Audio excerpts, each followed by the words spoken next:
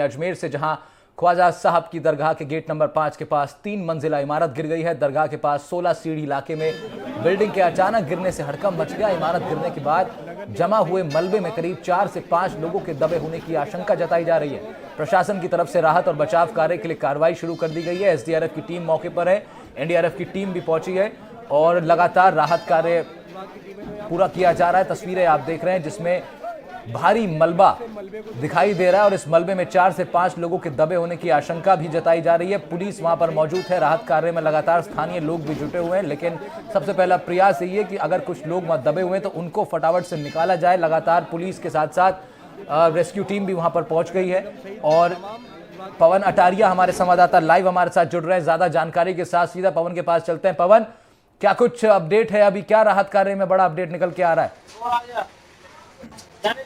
जी बिल्कुल, देखिए हादसे की सूचना के बाद तमाम जिला प्रशासन के आला अधिकारी, आईजी, जिला कलेक्टर भारती श्रीवास्तव, आईजी लता मनोज कुमार, एसपी चुनाराम जाट और नगर निगम और सहित अजमेर विकास प्राधिकरण के तमाम जो अधिकारी हैं वह यहाँ पर पहुंच चुके हैं और चिकित्सा विभाग के यहाँ पर जो 108 है और जो जेएलएन अस्पताल के जो चिकित्सक हैं वह यहाँ पर मौके पर पहुंच गए हैं। और सबसे बड़ी दिक्कत है, देखिए शुभेंदु, यहाँ पर ये आ रही है कि जो दरगाह इलाके के जो आसपास की जो गलियां हैं वो काफी सक्रिय है। यहाँ पर एक 3 पहिया ट्रोले जो छोटा एक टेम्पो होता है वो यहाँ तक नहीं जा पा रहा है, जिससे कि जो मलबा है उसको भर के वहां से निकाला जाए। तो ऐसे में जो राहत कार्य है उसमें काफी समय लगने वाला है। मैं आपको एक्सक्लूसिव बात करा देता हूं। जो घटना घटी जब ये बिल्डिंग गिर रही थी तब ये भाई साहब कोई एक छोटी सी दुकान थी, वहां पर ये कुछ सामान खरीद के निकले थे। वैसे अचानक क्या हुआ था?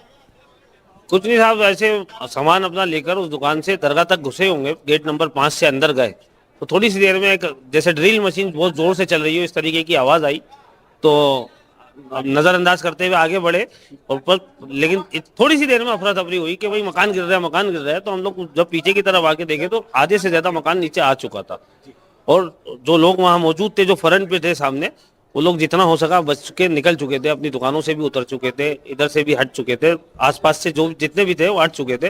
बाकी एक गली है पास में, उसका बदला आलम हमें पता नहीं है। जब वो मलबा हटेगा उसके बाद ही पता चलेगा कि कोई वहाँ है मौजूद। लेकिन ऑलमोस्ट जितने भी लोग थे वो काफी बच चुके थे, अपने आप को बचा के निकल चुके थे। तो बड़ी मुश्किल हो गई आज ये हादसा होने की वजह से।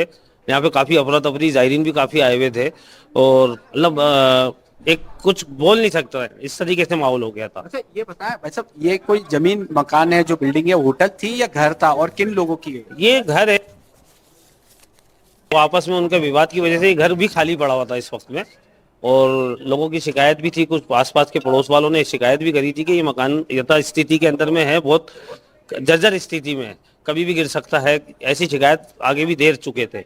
लेकिन मौका वारदात के ऊपर हमारी प्रशासन, पुलिस, ये सब लोग यहाँ पर मौजूद हुए, आए, ये बड़ी अच्छी बात रही।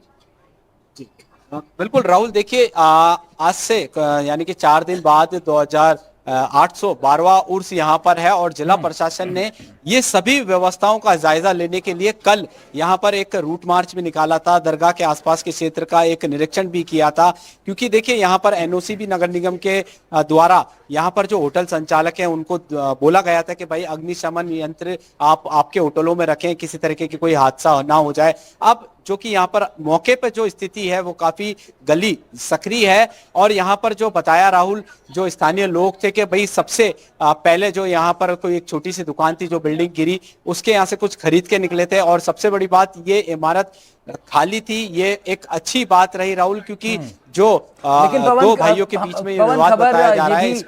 खबर ये भी आई कि 4 से 5 लोग जो है अभी उस मलबे के नीचे दबे हुए हैं, उसमें क्या उनको निकाल पाई अब तक राहत टीम? बिल्कुल राहुल, देखिए आप सही कह रहे हैं, 4 से 5 लोग दबे होने की आशंका यहाँ पर जताई जा रही है। जैसा कि एसपी चुनाराम जाट ने बताया, राहत कार्य चल रहा है, क्योंकि राहत कार्य यहाँ पर जेसीबी, क्रेन आदि लगाई नहीं जा सकती क्योंकि गलियां काफी सक्रिय है। तो ऐसे में जो नगर निगम के जो डीपर वाहन है, जो कचरा उठाने वाले वाहन है, उनको भी यहाँ पर आने और जाने में काफी दिक्कतें आ रही है। तो 3 मंजिला इमारत गिरी है तो डेफिनेटली बहुत सारा मलबा यहाँ पर है, क्योंकि मान के चलिए 15 से 20 फीट तक तो मलबा ही है। अब उनको धीरे धीरे हटाया जाएगा जब तक जमीनी स्तर पर ये सफाई, ये राहत कार्य और है ना, अभी संभव नहीं हो पाएगा कि कैजुअलिटी कितनी हुई है। हाँ, ठीक है पवन, क्योंकि यहाँ पर बिल्कुल इसमें एक बड़ी बात यह भी है कि क्योंकि उर्स मेला अब एक आध दिन बाद यहाँ लगना है, आप भी बता रहे थे 812वां मेला है और सूफी संतों का वहां पर आना होगा और सूफी संतों के साथ साथ बहुत बड़ी तादाद में देश भर से लोग वहां पहुंचेंगे। ऐसे में ये बिल्डिंग गिर जाना पवन, ये तो मतलब प्रशासन के कान खड़े करने वाली बात है।